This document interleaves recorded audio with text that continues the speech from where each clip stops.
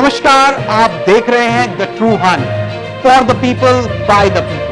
हवा में उड़ते हैं वो तिरंगे की शान लेकर, भारत की भूमि की रक्षा करते हैं वो अपनी पहचान देकर। जी हां, मैं बात कर रहा हूं इंडियन एयर फोर्स की, जो कि हमारी डिफेंस फोर्सेस की एक विंग है। साथ ही हम आपको यह भी बता दें कि इंडियन एयर फोर्स एस्टैब्लिश हुआ था 8 अक्टूबर 1932 को ब्रिटिश इंडिया में। इसके अलावा अगर ऑनलाइन सोर्सेस की माने तो वर्ल्ड वॉर 2 के दौरान आईएएफ ने एक इंस्ट्रूमेंटल रोल प्ले किया था जापानीज आर्मी का मुकाबला करने के चलते बर्मा में। उसके बाद भारत को आजादी मिलने के बाद से अब तक इंडियन एयर फोर्स भारत की रक्षा में तैनात है। ऐसे में यह भी बताया जाता है कि इंडियन एयर फोर्स ने महत्वपूर्ण भूमिका निभाई है Congo crisis and annexation of Goa के दौरान, और फिर बॉर्डर डिस्प्यूट्स को लेकर 1962 के दौरान जब सिनो इंडियन वॉर हुई थी। उसके बाद आपको ले चलते हैं बांग्लादेश लिबरेशन वॉर, जो कि 1971 के दौरान हुई थी, जिसमें भी इंडियन एयर फोर्स की महत्वपूर्ण भूमिका बताई जाती है। और फिर हम बात करते हैं कारगिल वॉर।